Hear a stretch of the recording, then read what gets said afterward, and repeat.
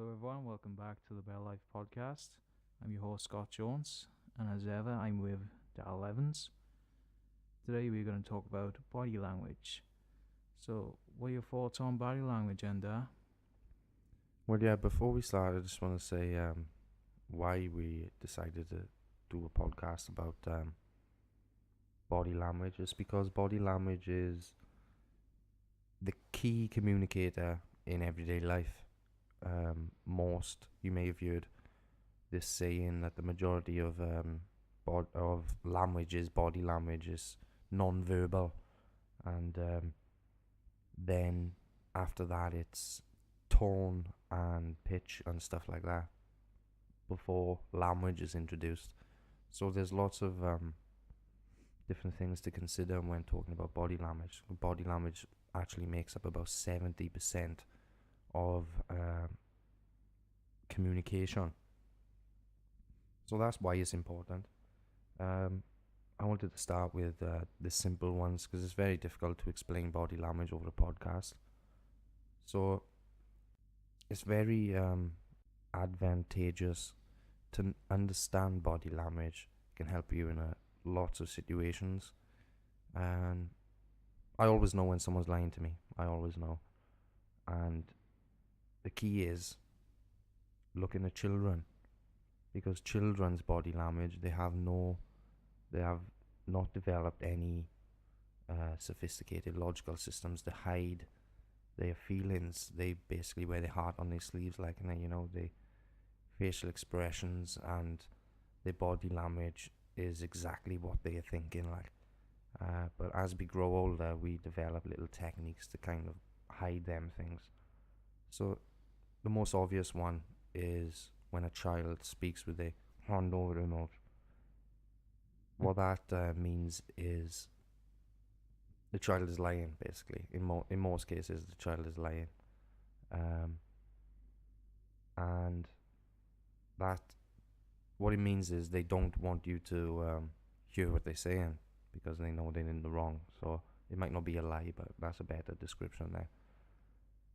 And In in adulthood, if like, I can't see you now through the board, but if you was sitting there with your hand over your mouth while I'm talking, that would represent that you don't believe what I'm saying. So it's these little things developed from childhood, and these little sophisticated things that, understanding them helps you understand what that person is truly saying rather than what they are actually saying. so, body language just does more talking than we actually do as well. Yeah, a lot more. So, what does this say if, someone's slouching, arms down, just like expressionless, more or less, isn't it? Yeah, that's just usually boredom and stuff like that. That is it's the complicated ones um that we develop as adult. It is like when a child talks with a hand over their mouth. That obviously, when you're an adult, you don't do that. You can't do that, like, But what you will notice is uh, when they are speaking, if someone is speaking and then brushes their nose, that is a sophisticated version of a child covering their mouth. What it is through maturing, they realized that they couldn't cover their hand over their mouth to lie, but the reaction is still there. That never goes away. So that reaction of going to cover your mouth when you're telling a lie is always there. And because it's not, we know that if an adult does it, you know what I mean, it's just giving it away. But if they rub their nose, then they're just rubbing their nose, like, Yeah. So what it is like a sort of cover up for it, and there's lots of little sophisticated things like that. If someone is speaking and they rub underneath their eye or their eyebrow, it usually dictates that person doesn't want to see what you were telling them. So if someone's rubbing their eye right now, whilst listening to this, it probably indicates that they have seen this and they don't want to see it. What about rubbing the eyes? Just you're tired, for example. Yeah, most of these things are going to occur while someone is speaking or being spoke to. So if someone's just rubbing their eyes, it's usually tiredness, or they don't want to listen to you. There's a lot more complicated ones. Um, for instance, someone showing their thumbs. You may not think it has much importance, but actually a thumb uh, is a hugely significant in our life. If I put my thumb up to you now, it just means, hey, everything's good. But that's recognizable all around the world. Imagine if someone bought a new jacket and came into the office. The likelihood of them having their hands in their pocket with their thumb showing is very high indeed. Because what they feeling is, the proudness to have a new jacket, and they looking good, they showing it off, and they'll have the thumbs shown to signify that to the world. What other complicated body languages can you talk about? Um, if someone is scratching their neck while you were talking to them, a strange thing happens here. Almost every single time, they will scratch up and down 5 times. Every time researchers have looked at this and studied this, every person always scratches their neck, turns their head to the side, scratches their neck like that, and they do it 5 times. What this means is they're unsure of what you're saying. So if they say to you, yes, I'll do that, whilst scratching themselves, they are not sure. What they really mean to say is they're not sure if they can do that. Yeah, it's very unusual, why 5 times, not once or Yeah, I twice. don't know why. That's just well, funnily, it's just a funny little thing. Yeah, what about, say, twiddling your thumbs, that kind of thing? What does that mean? Yeah, that's distracted and all of that sort of stuff. That's not paying attention and just drifting off really. But one similar to that, which is a bit more complicated, is when someone is looking at you and paying attention to you, but they have their hand resting on their face. So basically, they like it's the opposite round actually. Their face is resting on their arm. Yeah. Yeah.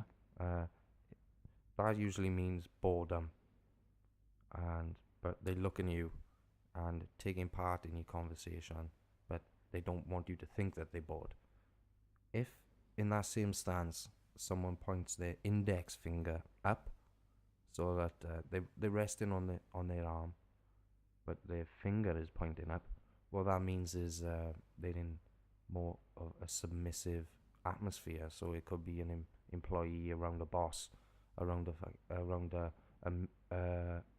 meeting table, say, but rather bored of the meeting, but still wants to look like he's paying attention.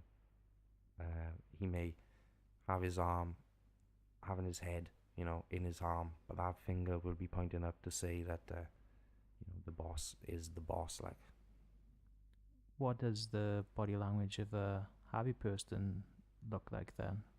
Can you talk about that? yeah, I'm glad you asked that actually, because honesty is also, another key thing you can point out using body language.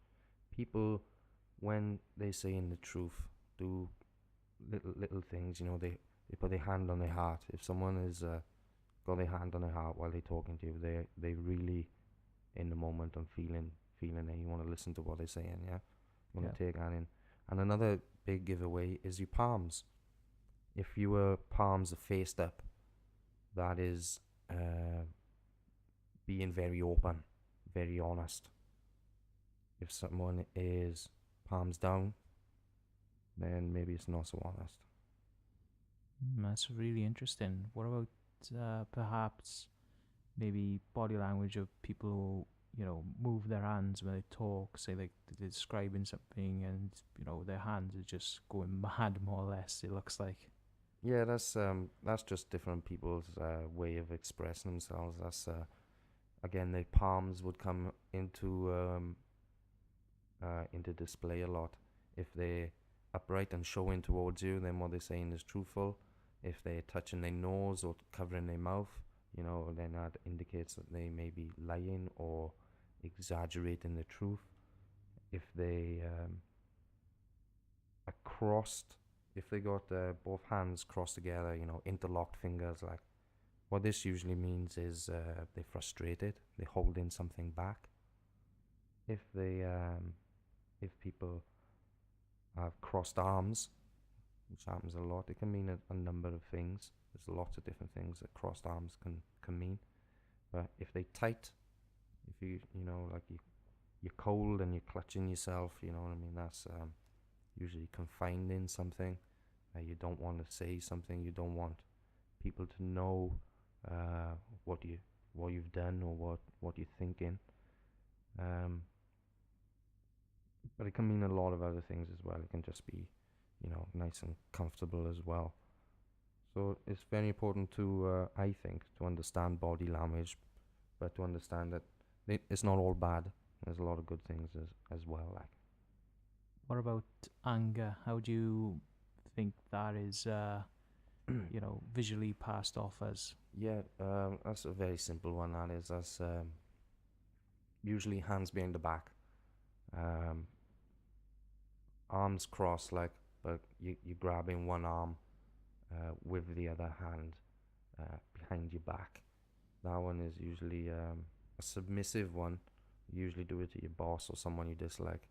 You kind of like holding back your hand behind you, and that's kind of holding back an anger. That's kind of an angry one. Which body language particularly do you use every day then? Or every day is the Pinocchio effect, people call it. If someone's speaking and they touch their nose or they touch their mouth or generally some part of their face, or as I said, scratching your eye, that's very noticeable to someone like me who understands this stuff, and I will just immediately question them on what they just said, like, so that's what I mean. No one can lie to me, so it's a good thing to it's a good trait to have, although not many people will like you for it. And one last thing, how do you develop this trait then? I did it personally through observation. I back when I was, a teenager, the internet wasn't about kind of like it is today, so information wasn't as ready to go. So I just kind of observed people and come to these little conclusions. When I researched into it a bit more, then I found that my conclusions were right, or very close. And because I had that understanding, that little like self-teaching when I was younger, picking up on other people's work and other reading books and stuff like that became easy to me. Okay, well, thank you very much for joining me today and expanding our minds as ever. Thank you. Right, that is all for today of the Bear Life podcast. Hope you've enjoyed. Hope you've learned a lot from this, and we hope to hear back from you whether you used our techniques of body language today. See if you can read whoever out in the public. Tell us your results, and we will see you again next time. Thank you for listening. Take care. Bye bye.